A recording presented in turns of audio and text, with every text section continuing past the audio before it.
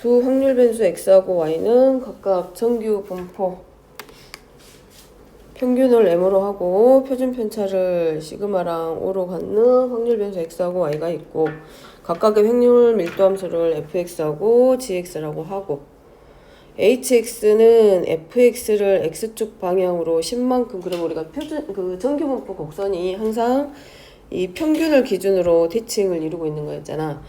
그러면 문제 여기서 hx의 그래프는 fx의 그래프를 x축 방향으로 10만큼 평행이동 시켰다라고 했으니까 이 함수 hx에 대해서는 평균이 뭘로 n 플러스 10으로 바뀔 거고 그 다음에 y는 kx의 그래프는 gx의 그래프를 x축 방향으로 n만큼 평행이동 시켰으니까 gx의 평균도 m이니까 이 축이 뭘로 바뀌냐면 n만큼 평행이동하니까 얘는 평균이 2m으로 바뀌겠지. 자, 그 다음에 m과 시그마가 모두 자연수일 때 모든 수술상 m, 시그마의 개수를 구하시오 라고 되어 있네.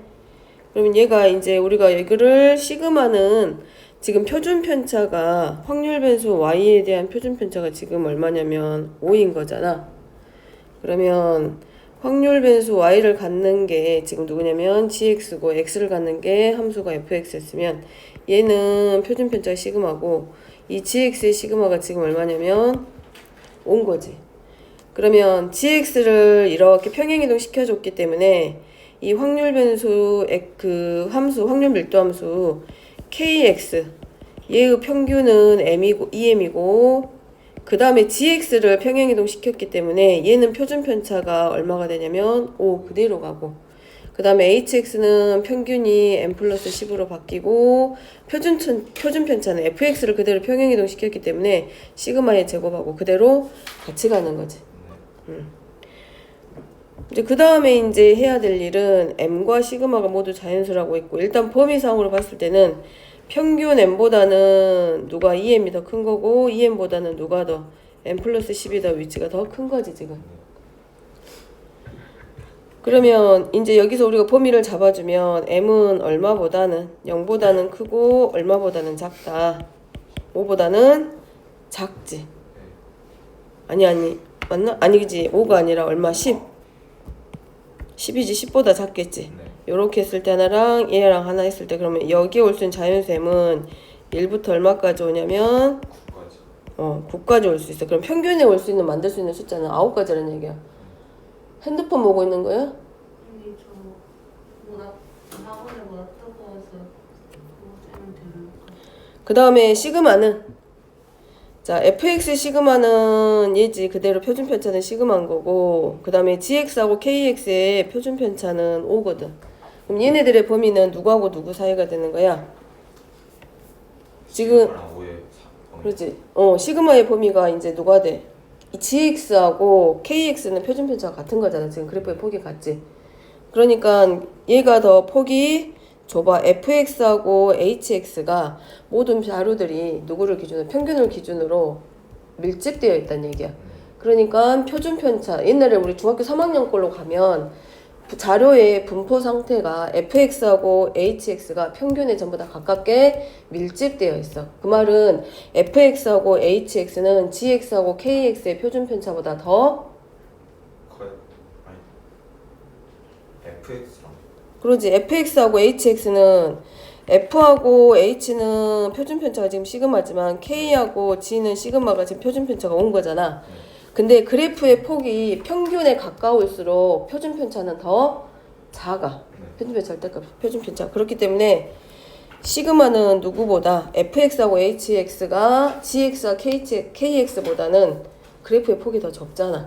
그러니까 표준 편차가 시그마가 누구보다는 더 작아야 돼. 5보다 그러지. 그러면 시그마에 올 수 있는 자연수는 1, 2, 3, 4 4까지. 지금 순서상의 개수니까 경우의 수로 그냥 우리가 들어가 주면 되고 그 다음에 8번.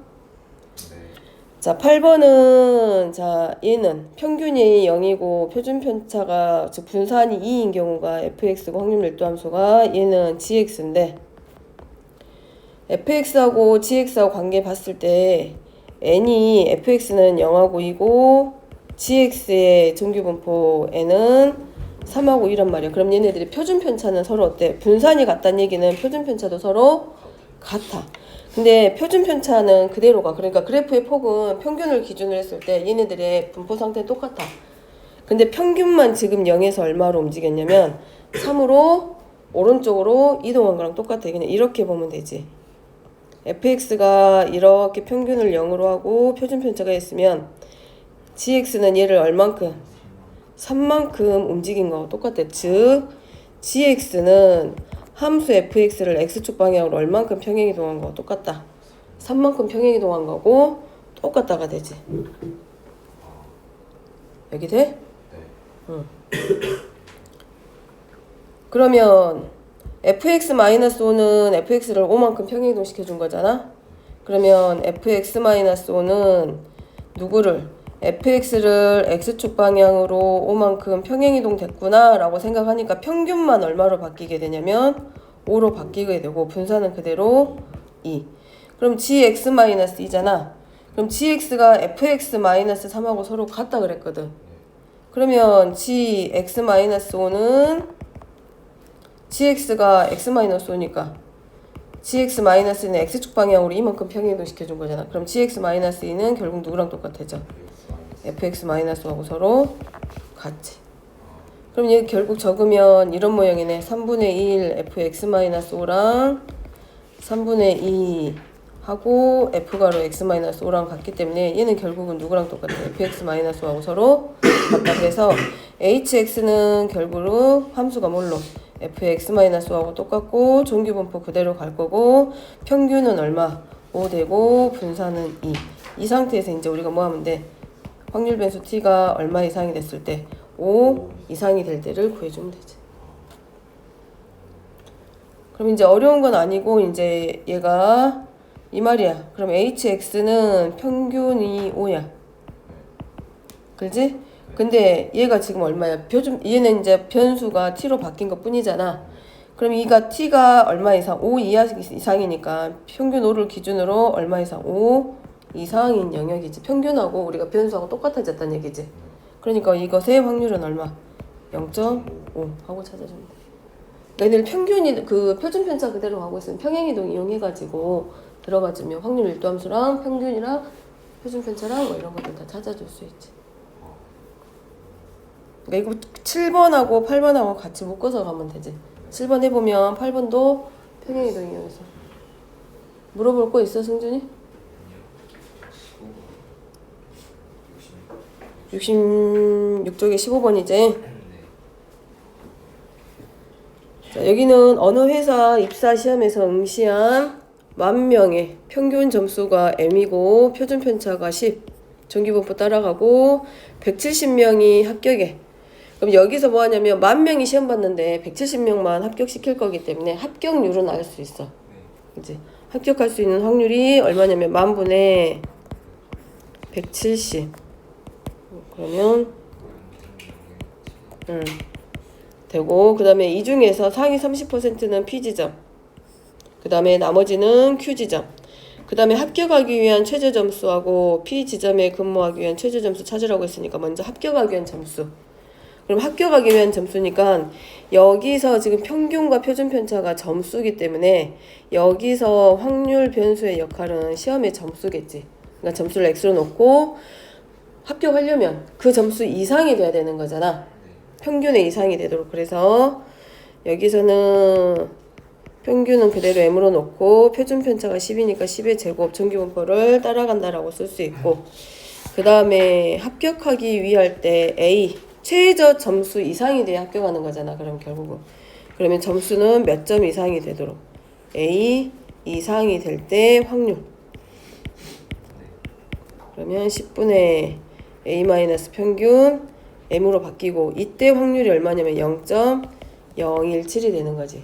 그 점수 이상이 되게 해야 되니까. 그러니까 뭐 예를 들어서 평균 여기 있으면 점수 A 해가지고 2 이상이 되도록 여기가 돼야 되지. 그래야 합격하려면 2호 범위 안에 들어가는 거지. 그러면 이때 확률이 0.017이니까 얘는 결국 0.5에서 얼마만큼 0 이상 마이너스 M 얘가 0.017. 그러면 여기에 해당하는 값 우리 찾을 수 있잖아.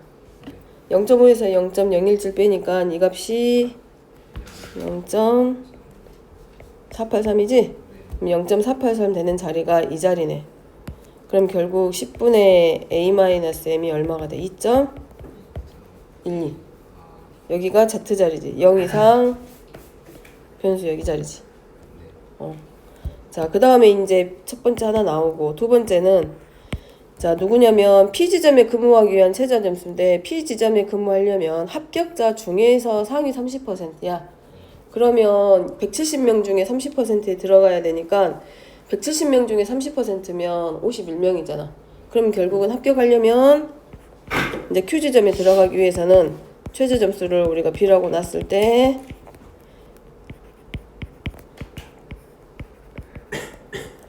자, 이때 확률은 결국은 여기가 이 30% 안에 들어갔다는 얘기는 51등 안에 들어가야 된다는 얘기잖아. 그럼 51등 안에 들어가기 위한 확률은 10,000분의 51이니까 0.0051 되겠지. 그럼 이제 똑같지 이제. 그러면 0.5에서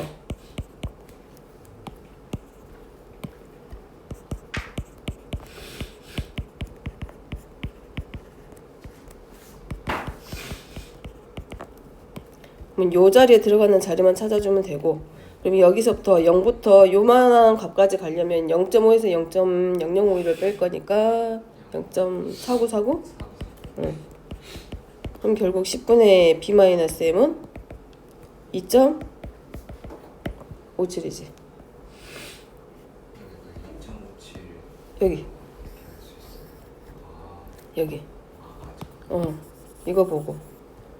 지금 우리가 계산할 자리가 P가 0 이상 Z보다 작거나 같고, 지금 여기만 보면 10분의 B-M이면 이 범위 안에 들어가는 확률이 0.4949이기 때문에 결국 요 자리에 해당하는 값이 얘를 알려주겠지. 범위의 끝자리.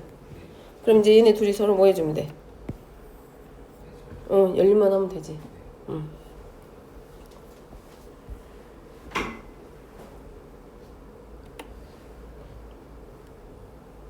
그래서 이거 65쪽 23. 여기 13번. 네.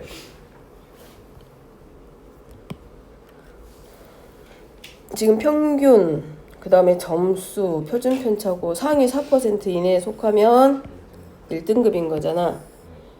그러면 요거만 한번 생각해 보면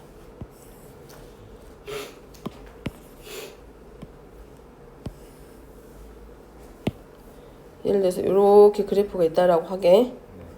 여기 평균 기준으로 보고, 그 다음에 4%니까 0.04인 거잖아요. 그러면 0.04 이하 안에 들어가야 되지. 1등급이니까 들어갈 확률이 당연히 낮다는 얘기일 거 아니야. 이렇게 들어가. 그럼 그때 점수를 기준으로 봤을 때 이 점수보다는 더 크거나 같아져야 확률이 나오겠지.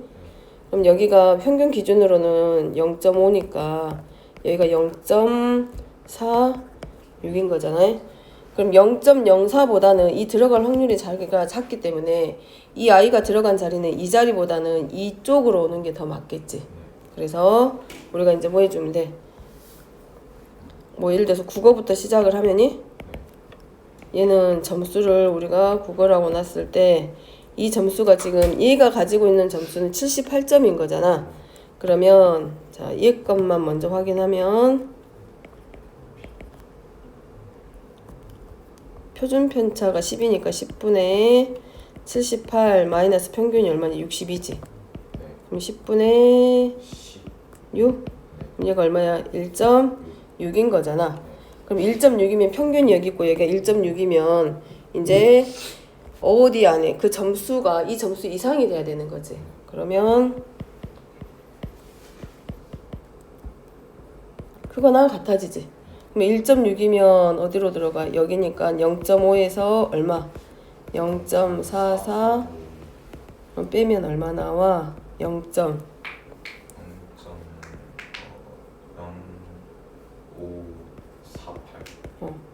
근데 우리가 이 1등급 안에 들어가려면 얼마가 돼야 돼? 0.04야. 그러니까 이 범위 안에 못 들어가지. 얘가 들어가야 될 자리가, 확률의 자리가. 그러니까 얘가 1등급이 안 되는 거지. 그러면 0.04보다는 작게 나와 있다. 그러지. 이 안으로 들어갈 1등급 안으로 들어갈 그렇게 나머지 과목들도 이제 체크하면 되지. 이제 할 수 있을 것 같아. 알겠어.